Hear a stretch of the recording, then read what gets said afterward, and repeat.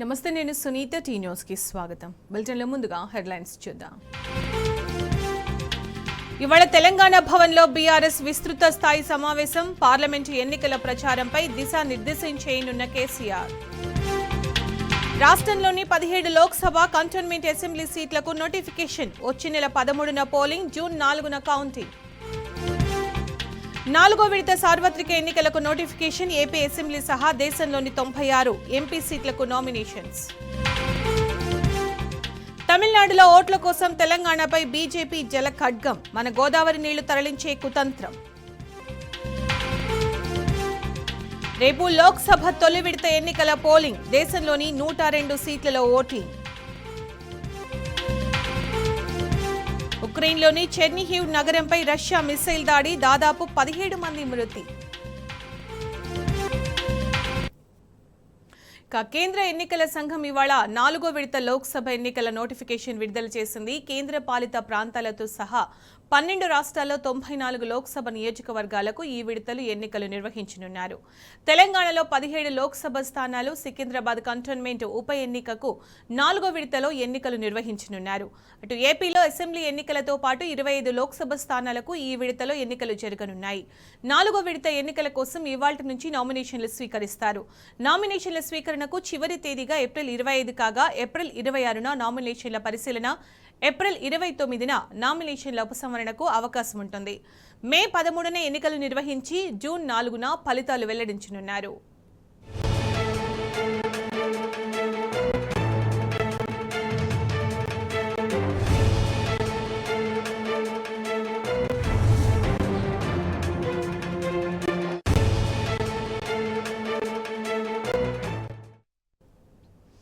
ఎన్నికల నోటిఫికేషన్ కి సంబంధించి పూర్తి సమాచారం మా ప్రతినిధి లివిల్ అందిస్తారు. లివిల్, అప్డేట్స్ ఏంటి లివిల్?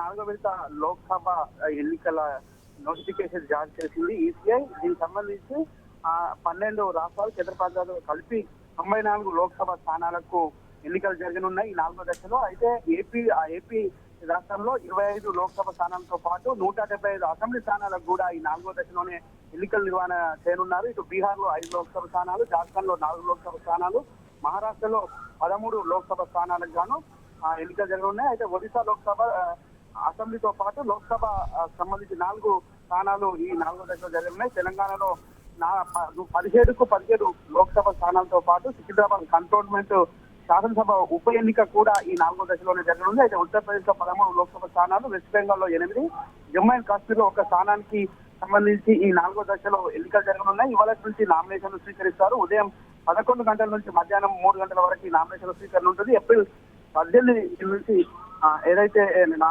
ఏప్రిల్ 25 వరకు నామినేషన్ల స్వీకరణకు చివరి గడువు ఉంది.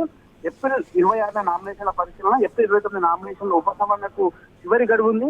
అయితే ఈ ఆర్ఓ కార్యాలయం వద్ద కూడా ఈ నామినేషన్ స్వీకరణ కార్యక్రమం నేపథ్యంలో భద్రత కట్టుదిట్టం చేశారు. 144 సెక్షన్ తో పాటు ఆర్ఓ కార్యాలయం సరౌండింగ్ ప్రాంతాలన్నీ కూడా సీసీ కెమెరా సర్వేలెన్స్ తో పాటు భారీ బహిరంగ సభలతో పాటు ర్యాలీలకు నిషేధం విధించారు ఇప్పటికే. అంతేకాకుండా ఎవరైతే అభ్యర్థి నామినేషన్ దాఖలు చేస్తారో ఆ పర్సన్ తో మరొక 4 మాత్రమే ఆర్ఓ కార్యాలయానికి వెళ్లేందుకు అనుమతి ఇస్తూ ఇప్పటికే ఈ ఈసీఐ నిబంధనలు కూడా వెలువడించింది. అయితే ఈ సందర్భంగా కొన్ని ఏదైతే ఈ లోక్సభ ఎన్నికలు జరుగుతున్నాయి, సార్వత్రిక ఎన్నికల సమయంలో కొంత మార్పులు చేర్పులు చేశారు. ఈసారి గతంలో కంటే ఈసారి ఎండ తీవ్రత ఎక్కువగా ఉన్న నేపథ్యంలో ఉదయం 7 గంటల నుంచి సాయంత్రం 6 గంటల వరకు చాలా రాష్ట్రాల్లో పోలింగ్ ఉంది. కానీ తెలంగాణ రాష్ట్రంలో మాత్రం 5 గంటల వరకే పోలింగ్ ఉంది. దీనివల్ల పోలింగ్ శాతంపై ప్రభావం పడే అవకాశం ఉంది. లాస్ట్ ఇయర్ ఏదైతే 2018 శాసనసభ ఎన్నికలు, 2019 సార్వత్రిక ఎన్నికల వరకు 9% పోలింగ్ శాతం తగ్గింది. ఈసారి కూడా మరింత పోలింగ్ శాతం తగ్గే అవకాశం స్పష్టంగా కనిపిస్తుంది. ఇదంతా కూడా సిఓ కార్యాలయం నుంచి కావచ్చు, ఇటు ఆర్ఓలు ఎవరైతే రిటర్నింగ్ ఆఫీసర్ ఉంటారో వారి నుంచి ఈసీఐకి ఎలాంటి ఉత్తరాలు కావచ్చు, ఏదైతే ఇలా ఎండ తీవ్రత ఎక్కువగా ఉందని చెప్పని నేపథ్యంలోనే సమయం పొడిగించలేదనేది తెలుస్తుంది. అంటే మన పక్కనే ఉన్న ఇటు ఆంధ్రప్రదేశ్ కావచ్చు, మహారాష్ట్ర, ఛత్తీస్గఢ్, ఒడిశా ఇలా అనేక రాష్ట్రాల్లో కూడా ఉదయం 7 గంటల నుంచి సాయంత్రం 6 గంటల వరకు పోలింగ్ ఉంది. కానీ తెలంగాణలో మాత్రం 5 గంటల వరకే పోలింగ్ ఉంది. ఇది ఖచ్చితంగా ఎన్నికల పోలింగ్ సరళిపై ఖచ్చితంగా పడుతుంది. ఖచ్చితంగా పోలింగ్ శాతం తగ్గుతుందని అంచనాలు వేస్తే పోలింగ్ సమయాన్ని ఇతర రాష్ట్రాల్లో ఏ విధంగా అయితే 6 గంటల వరకు ఉందో మన రాష్ట్రంలో కూడా 6 గంటల వరకు పొడిగించాలని చెప్పేసి కూడా రాజకీయ నాయకులతో పాటు ఇతర ఎన్జిఓస్ తో పాటు ఇతర ఎన్నికల అధికారులు కూడా చెప్తున్నారు. పోలింగ్ శాతం పెంచేందుకు సాయంత్రం 6 గంటల వరకు కూడా పొడిగించాలని చెప్తున్నారు. ఈ 4వ దశలో 194 లోక్సభ నియోజకవర్గాలకు మొత్తం ఎన్నికలు జరగనున్నాయి. అయితే ఈ ఎన్నికలకు సంబంధించి ఇప్పటికే అన్ని కార్యాలయాల వద్ద అన్ని ఆర్ఓ ఆఫీస్ వద్ద భద్రత కట్టించడంతో పాటు నోటిఫికేషన్ జారీ చేసిన నేపథ్యంలో నామినేషన్లు దాఖలు చేస్తారో అభ్యర్థులు కూడా ప్రచారంలో చేస్తారు. కాబట్టి ఎవరైతే నామినేషన్ దాఖలు చేస్తారో అభ్యర్థి ఆ వ్యయ ఖర్చులను కూడా ఎప్పటికప్పుడు పరిశీలిస్తారు. వ్యయ పరిశీలకు కూడా ఇప్పటికే ఫీల్డ్ లెవెల్లో తిరుగుతున్నారు. వారికి సంబంధించిన ప్రతి అంశాన్ని కూడా లెక్కింపు చేస్తారు. అంతేకాకుండా ఇప్పటికే వ్యక్తిగత దూషణలు కూడా మానుకోవాలని చెప్పేసి ఈసీఐ కొన్ని గైడ్ లైన్స్ రాజకీయ పార్టీలకు ఇచ్చింది. దానికి అనుగుణంగా వ్యవహరించాలి, లేని పక్షంలో వారిపై కఠిన చర్యలు తీసుకుంటామని కూడా ఈసీఐ చెప్పింది. అంతేకాకుండా ఏదైతే ఇవాళ ఈ ఎన్నికలకు సంబంధించి అంతర్రాష్ట్ర బార్డర్ల వద్ద కూడా భద్రత పెంచింది. ఎప్పటికప్పుడు కట్టుదిట్టమైన భద్రత మధ్య వాహనాలు తనిఖీలు చేస్తున్నారు. అక్రమ మద్యం, డబ్బుతో పాటు ఇతర నగలు, బంగారు ఆభరణాలు తీసుకెళ్లకుండా ఏదైతే ఎన్నికల నియమావళి అనుసరించి మాత్రమే తీసుకెళ్లాలని చెప్పేసి కూడా కఠినమైన చర్యలు తీసుకుంటామని కూడా ఇప్పటికీ చెప్పింది. అయితే ఎంసీఎంసీ అయితే మోడల్ కోడ్ వయలేషన్ కింద కూడా కేసులు బుక్ చేస్తామని చెప్పారు. ఇప్పటికే రాష్ట్రంలో దాదాపు 126 కోట్ల పైసలకు డబ్బును సీజ్ చేసినట్టు కూడా సీఈఓ వర్గాలు చెప్పాయి. అయితే మొత్తానికి సరే దేశవ్యాప్తంగా గతంలో ఎన్నడూ లేని విధంగా 75 ఎలక్షన్ చరిత్రలో 4,600 పైసలకు కోట్లు ఇప్పటికే సీజ్ చేశారు. ఇది 4వ దశ మాత్రమే, ఇంకా 3 దశలు ఎన్నికలు ఉన్నాయి. అయితే అంతా కూడా ఎన్నికలను పారదర్శకంగా నిర్వహించేందుకే చేస్తున్నామని చెప్పేసి ఎన్నికల అధికారులు చెప్తున్నారు. ఇటు పారామిలిటరీ బలగాలు కూడా ఆయా రాష్ట్రాల్లో ఇప్పటికే గురించి సమస్యాత్మక ప్రాంతాలు, అతి సమస్యాత్మక ప్రాంతాలు ఎక్కువగా ఎక్కడ ఉంటాయో అక్కడ మరింత భద్రత పెంచాం. అక్కడ సీసీ కెమెరా సర్వేలెన్స్ తో పాటు మొబైల్ టీమ్స్ కూడా అందుబాటులో ఉంటాయని చెప్పేసి కూడా అధికారులు చెప్తున్నారు. ఎక్కడైతే ఇటు సమస్యాత్మక ప్రాంతాలు కావచ్చు, ఇటు టెర్రరిస్టు, మావోయిస్ట్ ఎక్స్ట్రీమిస్ట్ ఏరియాలో ఎక్కువగా ఎలక్షన్లపై ప్రభావం చూపే అంశం ఉన్న నేపథ్యంలో అక్కడ కూడా భద్రత కట్టుదిట్టం చేస్తామని చెప్పేసి కూడా ఈసీఐ సీఓ అన్ని రాష్ట్రాల సీఓలకు ఆదేశాలు జారీ చేసింది. అయితే 11 గంటల నుంచి ఇవాళ 11 గంటల నుంచి నామినేషన్లు స్వీకరిస్తారు. సుల్తా. రైట్ లెవెల్, థ్యాంక్ యూ.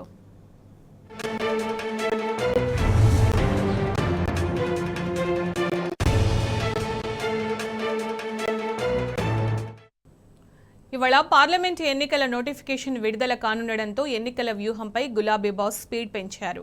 కేసీఆర్ అధ్యక్షతన పార్టీ విస్తృత స్థాయి సమావేశాన్ని నిర్వహించనున్నారు. పార్లమెంటు అభ్యర్థులతో ప్రత్యేకంగా భేటీ కానున్న కేసీఆర్ పార్టీ ఎంపీ అభ్యర్థులకు బీ ఫారాలు అందజేయనున్నారు. ఎన్నికల ఖర్చుల నిమిత్తం నియమావళిని అనుసరించి 95 లక్షల రూపాయల చెక్కును అధినేత చేతుల మీదుగా ఎంపీ అభ్యర్థులు అందుకోనున్నారు.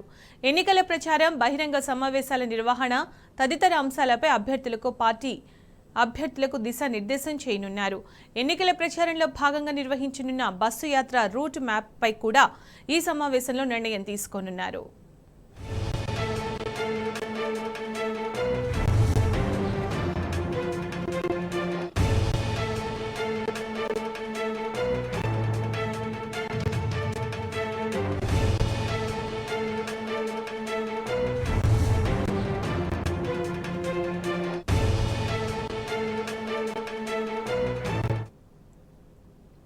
ఇదే అంశానికి సంబంధించి పూర్తి సమాచారం మా ప్రతినిధి వంశీ అందిస్తారు. వంశీ.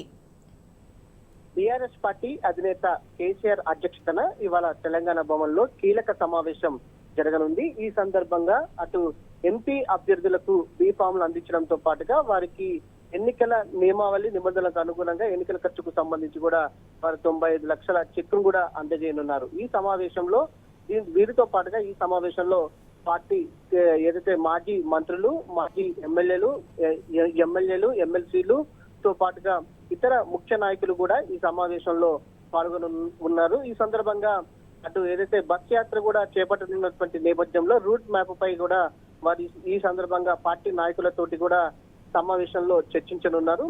ఇప్పటికే మనం చూస్తా ఉన్నాము బీఆర్ఎస్ పార్టీ అధినేత కేసీఆర్ జిల్లాల పర్యటన విజయవంతమైనటువంటి పరిస్థితి కూడా మనం చూస్తా ఉన్నాము. క్యాడర్ లో కూడా నూతన ఉత్సాహం నెలకొన్నటువంటి పరిస్థితి కూడా మనకు కనిపిస్తా ఉంది. ప్రధానంగా ఈ ఎన్నికల్లో ఎలా అనుసరించాలి అనే అంశానికి సంబంధించి కూడా పార్టీ క్యాడర్ కు దిశానిర్దేశం చేయనున్నటువంటి పరిస్థితి కూడా మనం చూస్తా ఉన్నాము. ప్రధానంగా నిన్న సీపాక్ విడుదల చేసినటువంటి ఏదైతే సర్వే రిపోర్ట్లు కూడా ఇప్పటికిప్పుడు ఎన్నికలు జరిగితే బీఆర్ఎస్ పార్టీ ఖచ్చితంగా 8 సీట్లకు పైగా గెలిచే అవకాశం ఉన్నట్టు కూడా సీపాక్ సర్వే కూడా ఇచ్చినటువంటి పరిస్థితి కూడా మనం చూస్తా ఉన్నాము. ఈ సమావేశంలో అటు ఎంపీ అభ్యర్థులతో పాటుగా పార్టీ ముఖ్య నాయకులు కూడా పాల్గొన్నటువంటి పరిస్థితి కూడా మనం చూస్తా ఉన్నాము. రైట్ వంశీ.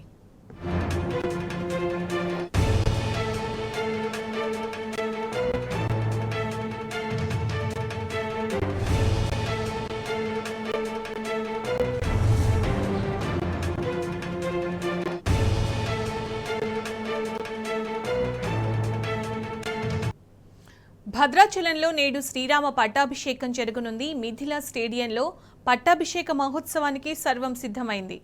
రాములోరి పట్టాభిషేకం వేడుకను చూసేందుకు రాష్ట్ర నలుమూలల నుంచి పెద్ద ఎత్తున భక్తులు తరలివస్తున్నారు. ఏటా సీతారామచంద్రస్వామి కళ్యాణం జరిగిన మరుసటి రోజున శ్రీరాములోరి పట్టాభిషేకం జరుగుతోంది. మిథిలా స్టేడియంలోనే శ్రీరామ పట్టాభిషేకానికి ఏర్పాట్లు చేశారు.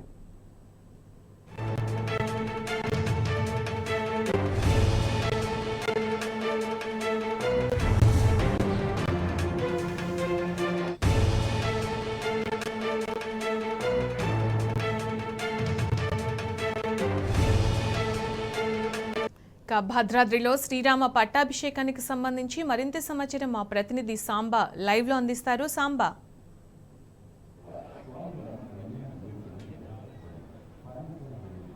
సునీత, నిన్నంతా శ్రీరామ నామస్మరణతో భద్రగిరిలో పులికించిపోయాయి. వేలాది మందిగా వచ్చినటువంటి భక్తులు నేత్రానంద మధ్య నిన్న స్వామివారి కళ్యాణాన్ని అంగరంగ వైభవంగా నిర్వహించారు. ప్రతి ఏటా కూడా శ్రీరామచంద్రుడి కళ్యాణం అనంతరం మరుసటి రోజు స్వామివారికి పట్టాభిషేకం నిర్వహించడం అనేది భద్రాచల దేవస్థానంలో వస్తున్నటువంటి ఆనవాయితీ. అందులో భాగంగా ఈరోజు మహాపట్టాభిషేకాన్ని నిర్వహించబోతున్నారు. కాసేపట్లో మిథిలా స్టేడియంలో నిన్న ఏదైతే కళ్యాణ మహోత్సవం జరిగిందో అదే వేదిక మీద శ్రీరామచంద్రుల వారికి పట్టాభిషేకం నిర్వహించడం కోసం ఆలయ అధికారులు అర్చకులతో పాటు రాష్ట్ర ప్రభుత్వం తరఫున కూడా భారీ ఏర్పాటు చేశారు. కాసేపట్లో ఆ కార్యక్రమం మొదలు కాబోతుంది.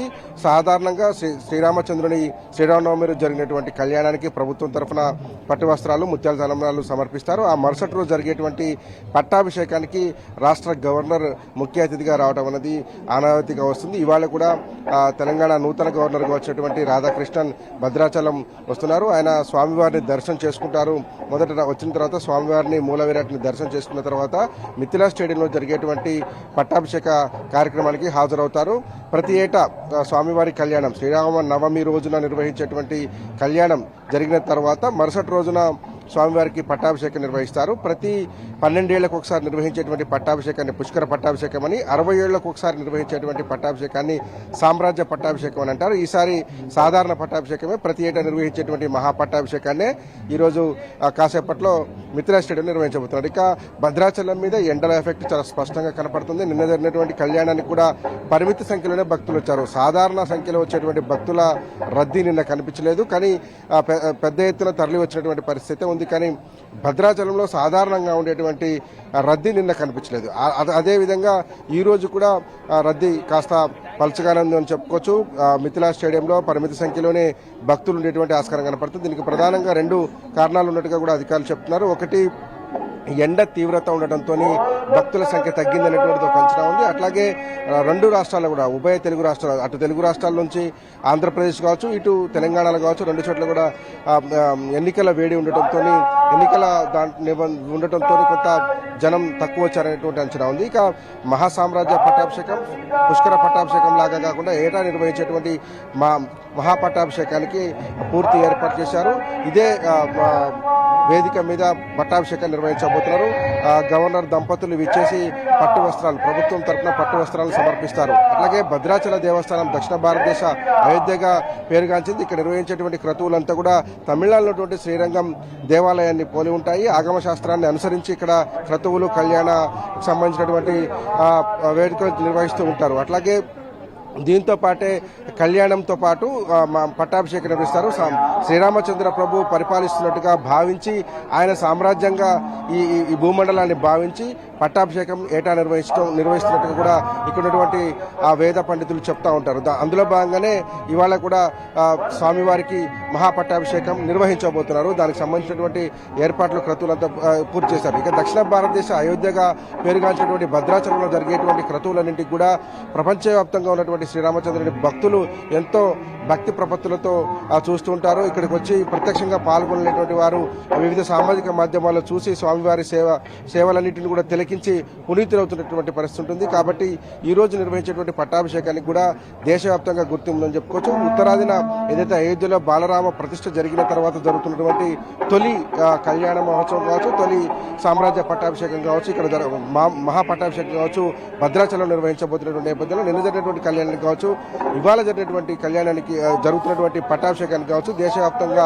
ఒక భక్తుల యొక్క అటెన్షన్ ఉందని చెప్పుకోవచ్చు.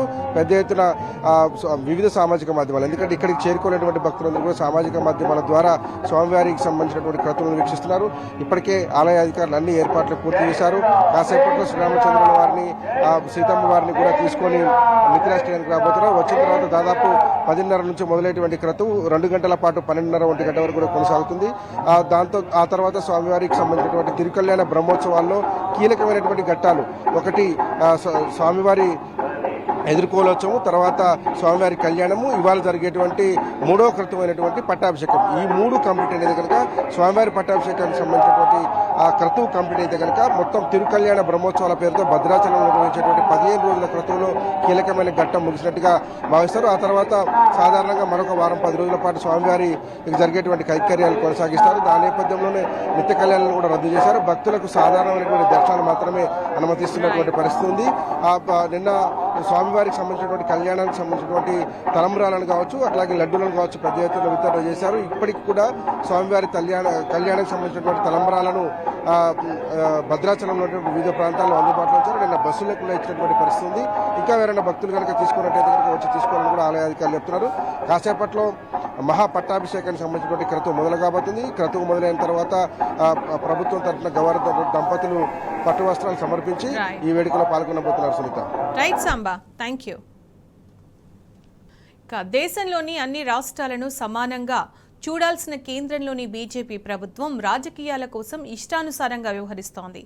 కావేరీలో లోటు ఉన్నందున గోదావరి జలాలను అక్కడికి తరలించి తమిళనాడులో రాజకీయంగా బలపడేందుకు వ్యూహ రచన చేస్తోంది. తెలుగు రాష్ట్రాల నోరు కొట్టి ఇచ్చంపల్లి నుండి గోదావరి జలాలను కృష్ణా, పెన్నా మీదుగా కావేరీకి తరలించే భారీ కుట్రకు తెరలేపింది. నదుల అనుసంధాన ముఖ్యోద్దేశం మేరకు మహానది గోదావరి అనుసంధానం పూర్తయిన తరువాతనే గోదావరి, కృష్ణా, పెన్నా, కావేరీ ప్రక్రియ చేపట్టాలి. ఇందుకు భిన్నంగా గోదావరి, కావేరీ అనుసంధాన ప్రక్రియను వేగంగా ముందుకు తీసుకుపోతోంది.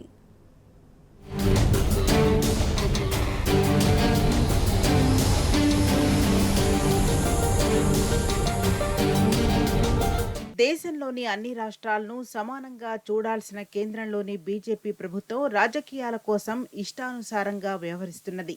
కావేరీలో లోటు ఉన్నందున గోదావరి జలాలను అక్కడికి తరలించి తమిళనాడులో రాజకీయంగా బలపడేందుకు వ్యూహరచన చేస్తోంది. తెలుగు రాష్ట్రాల నోరు కొట్టి ఇచ్చంపల్లి నుంచి గోదావరి జలాలను కృష్ణా, పెన్నా మీదుగా కావేరీకి తరలించే భారీ కుట్రకు తెరలేపింది. నదుల అనుసంధానం ముఖ్యోద్దేశం మేరకు మహానది గోదావరి అనుసంధానం పూర్తయిన తర్వాతనే గోదావరి, కృష్ణా, పెన్నా, కావేరీ ప్రక్రియ చేపట్టాలి.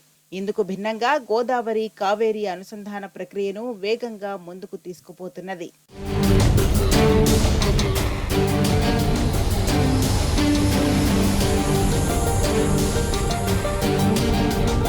6 దశాబ్దాల పాటు కృష్ణా జలాల్లో తీరని అన్యాయానికి గురైన తెలంగాణకు ఇటు గోదావరి జలాల్లోనూ శాశ్వత విఘాతం కలిగించే కుట్రకు తెరలేపింది. 9.5 ఏళ్ల పాటు కృష్ణా జలాల్లో న్యాయమైన వాటా తేల్చకుండా కాలయాపన చేసిన కేంద్రంలోని బీజేపీ ప్రభుత్వం మరో కుతంత్రం చేస్తున్నది. తెలంగాణ గడ్డ మీద నుంచి ఈ ప్రాంతానికి దక్కాల్సిన గోదావరి జలాలను ఏకంగా తమిళనాడుకు తరలించేందుకు సిద్ధమైంది.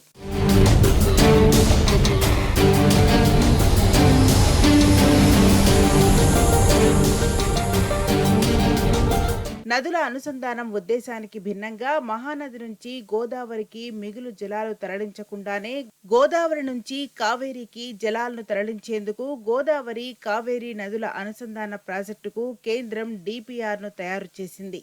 అసలు గోదావరిలో మిగులు జలాలు ఉన్నాయో లేవో తేల్చకుండా, ఎలాంటి శాస్త్రీయ అధ్యయనం చేయకుండా ఏకపక్షంగా ప్రాజెక్టును చేపట్టేందుకు నేషనల్ వాటర్ డెవలప్మెంట్ ఏజెన్సీని ఉసిగొలుపుతున్నది. నెలలో అనుసంధాన ప్రాజెక్టుపై అభిప్రాయాలు చెప్పండి, లేకుంటే అంగీకరించినట్టే పరిగణిస్తామంటూ మెడ మీద కత్తిపెట్టింది.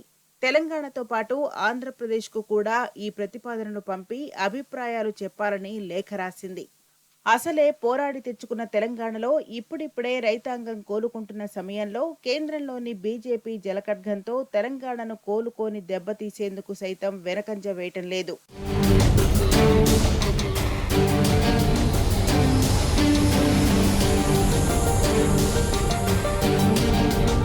కేవలం తమిళనాడులో రాజకీయంగా లబ్ధి పొందాలనే దురుద్దేశంతో చేపడుతున్న ఈ ప్రాజెక్టుతో తెలంగాణ, గోదావరి ప్రాజెక్టులకు తీరని లోటు ఏర్పడుతున్నది.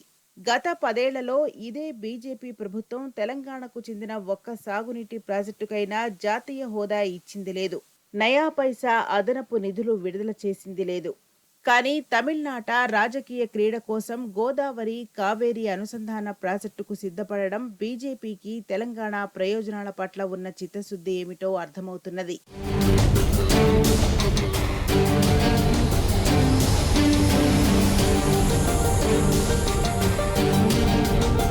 వాస్తవానికి గోదావరి మిగులు జలాలను కావేరీకి తరలించాలనేది ప్రధాన ఉద్దేశం కాదు. అంతకంటే ముందు మహానదిలోని మిగులు జలాలను గోదావరికి తరలించి ఆపై గోదావరి నుంచి కృష్ణ, అటు పిమ్మట పెన్నా, కావేరీకి జలాల తరలింపు జరగాలి.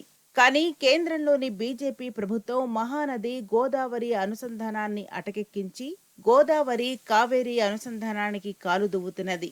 దీంతో తెలంగాణకు భవిష్యత్తులో గోదావరి జలాల లభ్యత కూడా గగనంగా మారే ప్రమాదం ఉన్నది.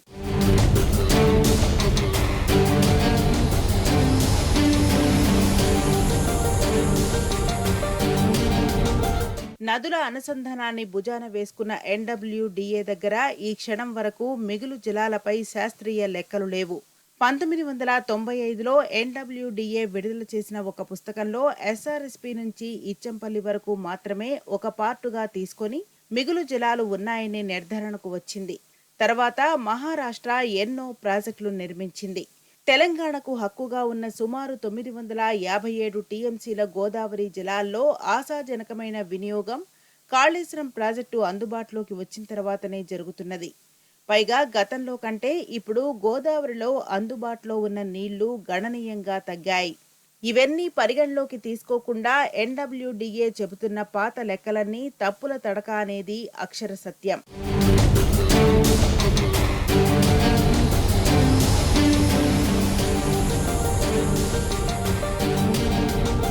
మహానది, గోదావరి నదుల అనుసంధాన డిజైన్ ప్రకారం మహానదిపై మణిభద్ర డ్యాం నుంచి ధవళేశ్వరం ఎగువన 15 కిలోమీటర్ల వద్ద అనుసంధానించాలి. కానీ డ్యాం నిర్మాణం వల్ల ఒడిశాలో ఏకంగా 59,400 హెక్టార్లు ముంపునకు గురవుతున్నందున ఒడిశా తీవ్రంగా వ్యతిరేకిస్తున్నది. దీంతో మణిభద్ర డ్యాం కాకుండా బర్మూల్ వద్ద మణిభద్రకు 14 కిలోమీటర్ల ఎగువన డ్యాంను నిర్మించి అక్కడి నుంచి ధవళేశ్వరం ఎగువన 15 కిలోమీటర్ల వద్ద అనుసంధానించాలని డిజైన్ సవరించారు.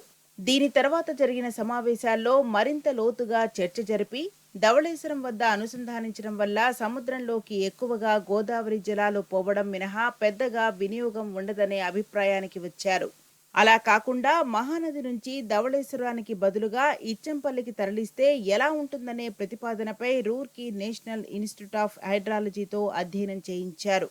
అనంతరం జరిగిన సమావేశంలో మహానది నుంచి 324.28 టీఎంసీలను అనుసంధానం ద్వారా తరలించి ఎన్రూట్ అవసరాలు తీరిన తర్వాత గోదావరి నదిలోకి సుమారు 142.89 టీఎంసీను తరలిస్తామని ఎన్‌డబ్ల్యూడీఏ చెప్పింది. కాగా మహానదిలో మిగులు జలాలే లేవని ఒడిశా జలవనరుల శాఖ సీఈ పవర్ పాయింట్ ప్రెజెంటేషన్ ద్వారా వాదించారు. దీంతో మోదీ సర్కార్ ఆ ప్రక్రియను పక్కన పెట్టింది.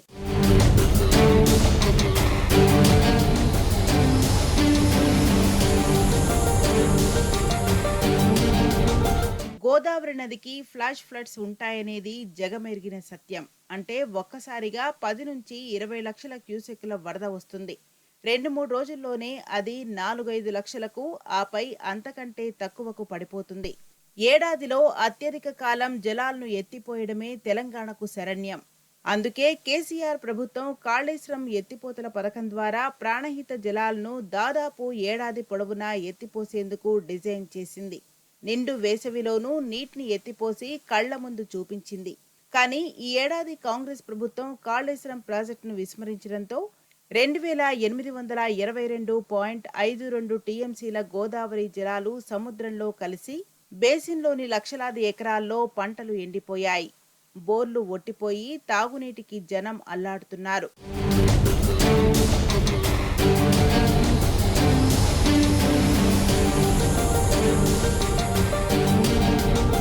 భవిష్యత్తులో జాతీయ ప్రాజెక్టు అయిన ఇచ్చంపల్లి అనుసంధాన ప్రాజెక్టుకు ఇన్ఫోలు కావాలనే రక్షణ కవచాన్ని తమిళనాడు సాధించుకుంటే తెలంగాణ పరిధిలో ఎగువన ఉన్న ఏ ప్రాజెక్టులోనూ నీటిని ఒడిసిపట్టకుండా దిగువకు వదలాల్సిన విషమ పరిస్థితి ఏర్పడుతుంది. అంటే ఏడాదిలో 1-2 నెలలు మినహా గోదావరి జలాలను ఒడిసిపట్టే అవకాశాన్ని శాశ్వతంగా కోల్పోతాం.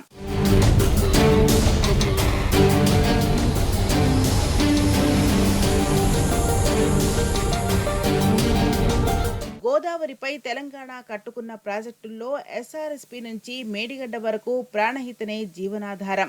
దిగువన ఉన్న సీతారామ, దుమ్ముగూడెంతో పాటు ఏపీకి కీలకమైన పోలవరం ప్రాజెక్టుకు కూడా ఇంద్రావతి జలాలు ప్రధానమే. గోదావరి, కావేరీ నదుల అనుసంధానం ద్వారా ప్రాణహిత ఇంద్రావతి జలాలను తమిళనాడుకు తన్నుకుపోయేందుకు కేంద్రం ప్రతిపాదనలు రూపొందించింది. ఇది పూర్తయితే భవిష్యత్తులో ఎగువ ప్రాజెక్టులతో పాటు సీతారామ, దుమ్ముగూడెం, పోలవరం ప్రాజెక్టులకు శాశ్వతంగా ఉరితాడు బిగించినట్టేనని నిపుణులు హెచ్చరిస్తున్నారు.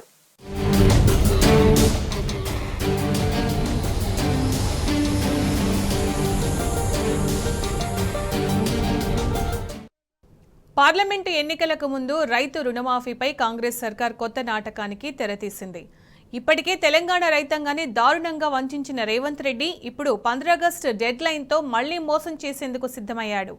అసెంబ్లీ ఎన్నికలకు ముందు డిసెంబర్ 9 నాటికి 2 లక్షల రుణమాఫీ చేస్తానని జూటా హామీలిచ్చాడు. గెలిచిన తర్వాత కాకమ్మ కబుర్లతో కాలం వెళ్లదీశాడు. ఇప్పుడు పార్లమెంటు ఎన్నికల్లో ఓట్ల కోసం మళ్లీ రుణమాఫీ హామీని తెరమీదకు తెచ్చాడు.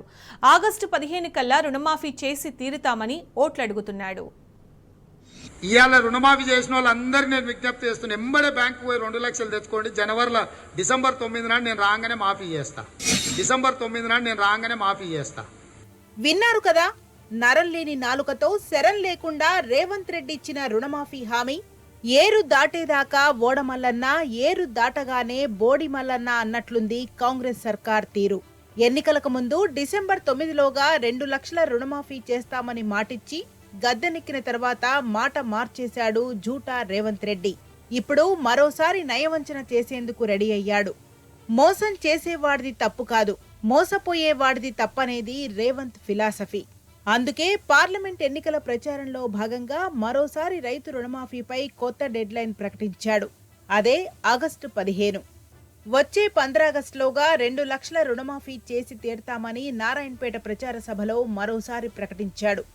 రైతు రుణమాఫీ నేను చేయలేకపోయినా, అందుకే ఈ నారాయణపేట గడ్డ మీద నుంచి తెలంగాణ రైతాంగానికి 69 లక్షల రైతులకు నేను మాట ఇస్తున్నా. ఆగస్టు 15 తారీఖు లోపల 2 లక్షల రూపాయల రైతు రుణమాఫీ చేసి తీరుతా. ఎన్నికలకు ముందు డిసెంబర్ 9 అన్నాడు. గెలిచిన తర్వాత మాట మార్చేశాడు. అప్పుల పాలైందని కహానీలు చెప్పాడు. ఇదిగో బ్యాంకర్లతో మాట్లాడుతున్నాను, అదిగో వాయిదా పద్ధతిలో తీర్చేస్తాము. ఇలా పూటకో మాట మారుస్తూ, రైతులను ఏమారుస్తూ, తడిగుడ్డతో గొంతుకొస్తున్నట్టు అన్నదాతల ఆశలతో ఆడుకుంటున్నాడు.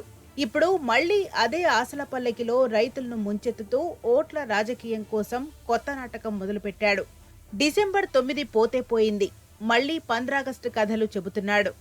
15 ఆగస్టులోగా రుణమాఫీ చేసి తీర్తామని పార్లమెంట్ ఎన్నికల్లో ఓట్లు అడుగుతున్నాడు. రైతు రుణమాఫీ నేను చేయలేకపోయినా, అందుకే ఈ నారాయణపేట గడ్డ మీద నుంచి తెలంగాణ రైతాంగానికి 69 లక్షల రైతులకు నేను మాట ఇస్తున్నా. ఆగస్టు 15 తారీఖు లోపల 2 లక్షల రూపాయల రైతు రుణమాఫీ చేసి తీరుతా.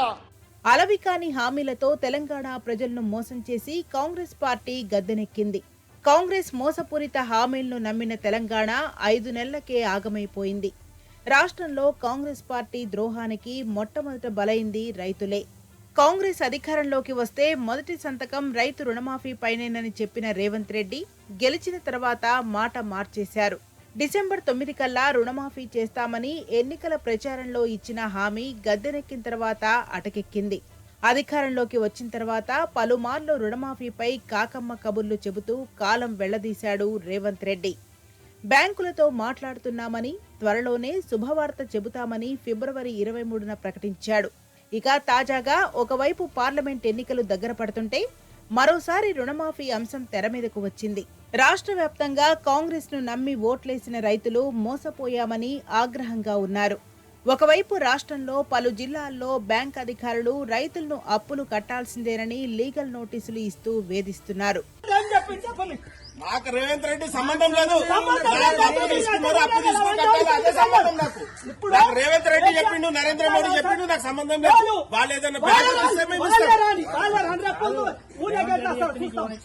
రాష్ట్రంలో ఎక్కడ చూసినా రైతు రుణమాఫీపై చర్చ జరుగుతోంది.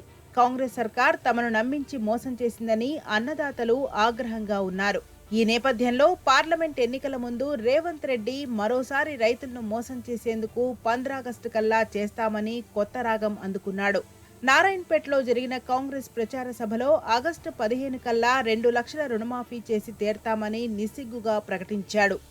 రైతు రుణమాఫీ నేను చేయలేకపోయినా, అందుకే ఈ నారాయణపేట గడ్డ మీద నుంచి తెలంగాణ రైతాంగానికి 69 లక్షల రైతులకు నేను మాట ఇస్తున్నా.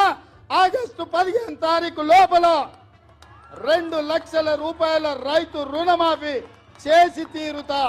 నారాయణపేటలో రేవంత్ రెడ్డి ప్రకటించిన కొత్త డెడ్ లైన్ పై తెలంగాణ సమాజం మండిపడుతున్నది. అసెంబ్లీ ఎన్నికలకు ముందు ప్రకటించిన డిసెంబర్ 9 డెడ్ లైన్ ఏమైందని ప్రశ్నిస్తున్నారు.